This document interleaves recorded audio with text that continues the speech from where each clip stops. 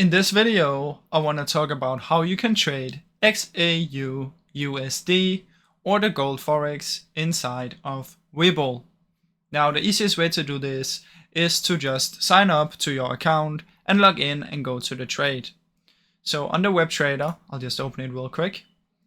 Now, since I am just going to use my paper trading account, but what you want to do is just go into your markets on your stocks. You can also go in there.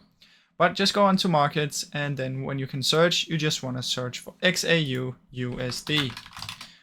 Simply select it right here, and once you're on the chart, you can press buy or sell. So you just want to select whichever one you want to do, and that way you'll be able to trade the XAUUSD. Now, like I said, this works on the app as well, and this is the easiest way to do this, guys. I really hope you enjoyed this short video. If you did, please leave a like and subscribe, as it helps me out a ton. Thank you so much for watching.